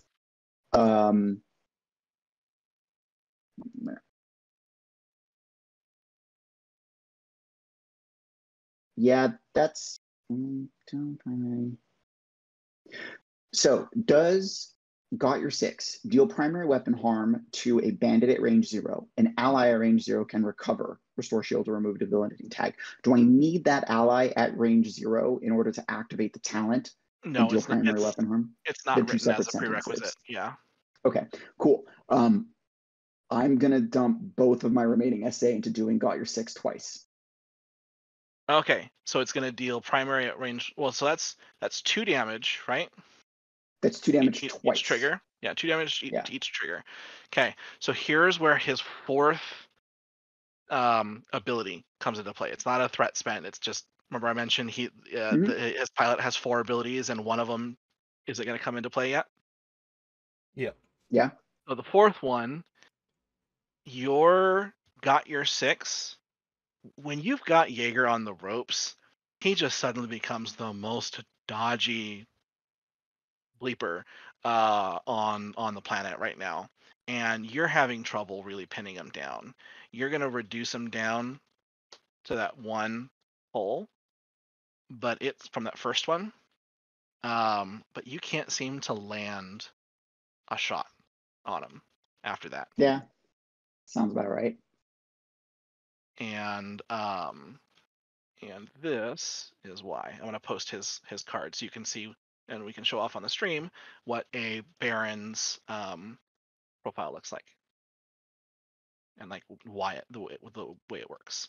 So we showed off a screamer, advanced screamer card earlier. So you imagine the threat, the stats there that it shows, and so you've got 4 threat, and your threat spends are down here, and then you've got what it does. I added shields because I wanted to. So I probably should have only added one to the hole in balance, but that's okay. You guys are murdering him pretty good. So Jaeger cannot be destroyed by an attack that deals less than 3 harm. Yeah, I can make that happen. Yeah, I know you can, but you got to work together to get it happening now. Yeah. So no, your rotary can do that regardless. Never mind. Well, yes. All you had to do is keep your barrels hot. Yep, and it still is. Yep. I just need to, yeah. If I get SA again, he is hosed. Okay. Now let's see. No complications were rolled. So that would be rally step. We've got 1 rally to do. Oh, Kinetics, you were done with your turn, yeah? I am done. Yes. Okay. So 4 is Damcon. So someone gets to recharge their shields or remove a debilitating condition. I would like Bishop, to do you want remove to my take that? breach. Yeah. Yeah. All right, you got it. Thank you. All right, and activation. We're gonna bring in one of these guys and attack. Let's see. No, we're gonna bring in this one, and we're gonna attack Chaser. That's gonna roll a 1. These guys can't hit for crap. Okay, and then the other activation, we are going to activate the other heavy escort, the Carnivore, and attack Bishop. Rolling a 5, that's going to hit 3 damage. All right. Wow. Yeah. If it wasn't for that damn con, I would be shooting sorry, death again. 1 damage because visual range and the storm. Yay. I knew coming here was the right idea. Yeah. Yeah, hiding in that section is good if you need to stay alive. So I mean, it hurts your chances of shooting something down, but so okay. And then that's gonna end the essay's turn. We're not moving the storms because that's every 2 turns, and EMP goes away. Player turns. All right. Chaser, do you mind if I take this? Go for it. Yeah, absolutely. All right. I hate this guy. I'm going to. He's a good target for hate. Oh yeah. I'm gonna divert power from my shields, which are screwed anyway right now, to my primary weapons, which gives you +1 at all ranges. So you're at 4 now. Yep. And Yeah, I'm gonna fire. I'm gonna fire at him. All right. Let's see it happen. I believe in you. I've got that reroll token still, so KH1. That's a 5. Good enough. Okay, good. You didn't need it. All right. Jaeger is juking and dodging as best as he can. He's able to shed that last little bit of EMP energy from Chaser's attacks. But that distraction was just enough for you to pounce him. And Yeah. hey, or bounce. Bounce is the term for pilots. Yeah. And you just scream out of the sunlight with your rotary barrels going at full bore, and you rip and tear and shred them, and there is just pieces flying everywhere into the tundra, into the glacier. There is nothing but a smoking heap left. Kill confirmed. He is going. You know what? We can. Where he's gonna Secutor's loop after that. Wait, You. can he? I don't. Hold on. Can he? The man no longer has a. No, it did 4 damage. It did. Sekir's only Yeah, loop only works on 3 or Yep, less. 3 or less. You're right. There was You're a right. point. Yeah, there was a point for all that overkill. You denied him the opportunity to loop on you and do some fancy flying. To what if you've seen the Top Gun 2, what Rooster would call do some of that pilot shoot.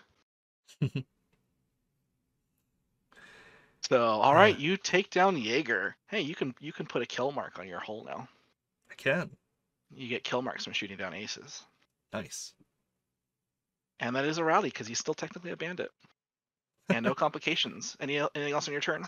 Nope. That's everything I can. That's everything I can do. All right, Chaser, you're up. All right. I am going to.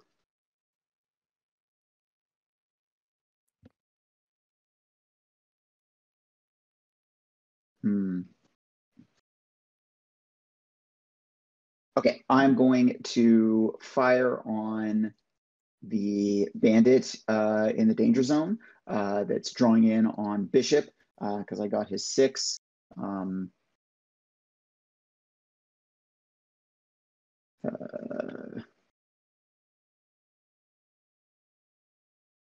Yes, so that's a 6 on that. That's 2 damage on that guy. Yep. I'm then going to move into this range band and EMP with, well, I got 1 SA at the start of my turn, so I'm going to spend it on EMPing this guy, the heavy escort. All right. Excellent. So did they have shields? They don't have shields, so he can't be activated. So he can't activate. Yep. Beautiful. All right. And that is my turn. All right. Well, so let's do rally first. So here's the 1. So 4, that's going to be Damcon for someone. One of you gets your shields back. Do you want Chaser? You're technically lower health right now, and you're more risky, so you take it. All right. And then one of you gets 1 SA. Do you want the SA? Because I'm going to get 1 on my turn also. Yeah. I'll take the SA just to make sure I can confirm. I can literally just keep this bandit guy locked down on my turn and just keep EMPing him so he can't do anything if we need to. So yeah, take it. All right. Yeah. Yeah, that's a good lockdown build. You've ioned him. He might surrender because the storms are moving, and this guy is looking to bug out. So he can only move the 1 because I believe you can't do a maneuver to move an additional 1. You just get your move, and maneuver is for fancy flying. So yeah, let's get rid of this because you splashed him. I sure did. You splashed him hard. 1, 2, 3, 5. Okay, and then this storm moves in to take its place.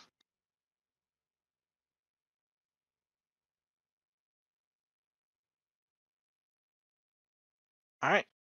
So you have your turns if you'd like to take them.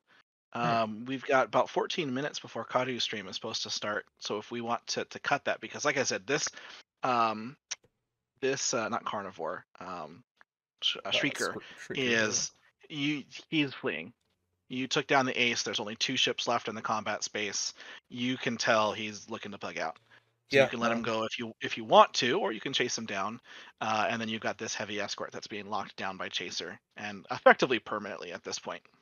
I'm cool ending it here. With the Yeah. heavy like surrendering and All right. Yeah. So if you don't choose to shoot him down, he's going to surrender. yeah. One And one because escapes, one Chaser's surrenders. Yeah. yeah, Chaser's just going to keep hitting him with the EMP. He can't do anything. He's going to be basically flying effectively in a straight line until he either crashes or you stop EMPing him,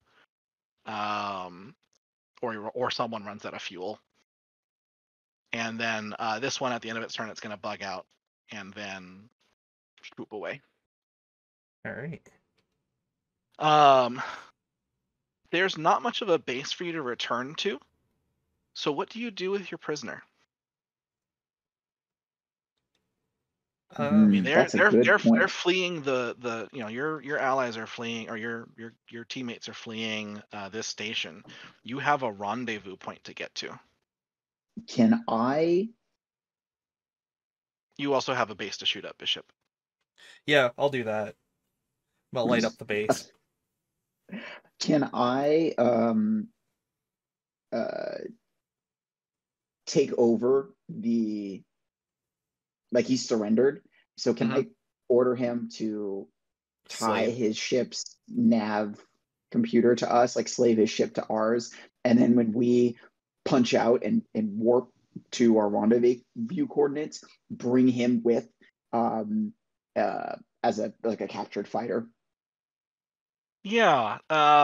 What I'll say is that normally I'd have a role to do that because that's kind of a funky thing to do, like an unusual, and Yeah, it's especially unusual for a pilot to have the skills to hack someone from a range like I, this. But I you've do have got max you've gauge though. yeah, you've got max gauge, and you do have the hacker talent, which one of the things we didn't end up really getting into because this entry mission emphasizes the fighter combat, not stuff on the ground. Each talent not only has an effect for when you're in your ship, but it has an effect for when you're not in the ship. And so we'll use hacker as an example. Um, the second ability is when making gauge rolls to bypass computer security or attain privileged information in databases, you roll with +1 die. So there's some really cool things that you can do with all of your talents, even outside of a combat, not combat, but in cockpit situation. So we'll say that you've got a little extra time from managing to keep the theater shield available. It will eventually fail from the orbital bombardment, but you've got enough time to effectively slave this guy's ship to yours and bounce out of there. So if That we is what I would continue, like to do then. yeah, if we continue from this point with any future games, you guys have a prisoner of war to take care of, because that's effectively where this is going to turn into. This is a prelude to a bigger conflict. Yeah. Well, heck, that was pretty fun. Yeah, the there's some neat things in the system. There's definitely some stuff to clean up because it's this is effectively a game in beta development at the moment, but it works. I really I enjoy it.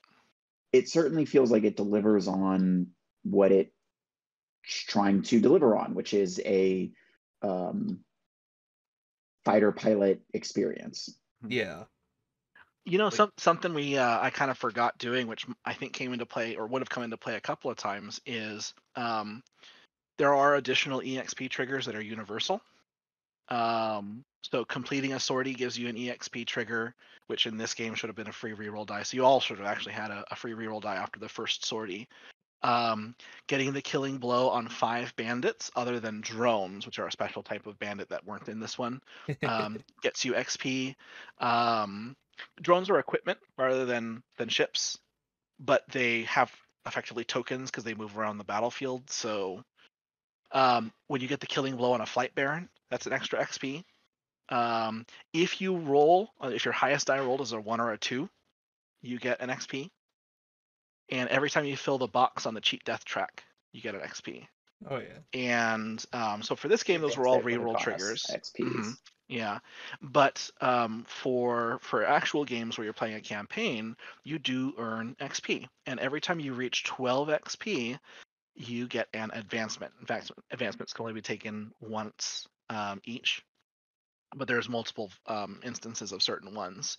So you can increase your SA maximum, increase your fighter's integrity. You can select additional talents. You can unlock the ability to include multiple modules on your ship. Change backgrounds, which is something we didn't really integrate with, but there are background bonuses that you can get based on. Basically, if your background is relevant to the action that's going on, you can make an argument for getting additional dice on things. And then I would extrapolate as a storyteller, if your background is relevant, maybe getting a penalty.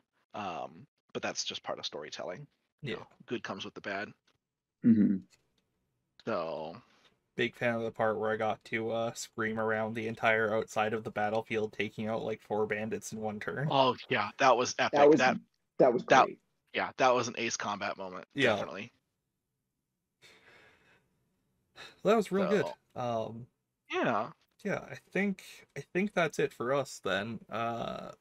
And Car will be taking over this in like a couple of minutes. Yeah, it's, assuming her stream starts on time. It might. It's Midgardia, you never know. But exactly. Yeah.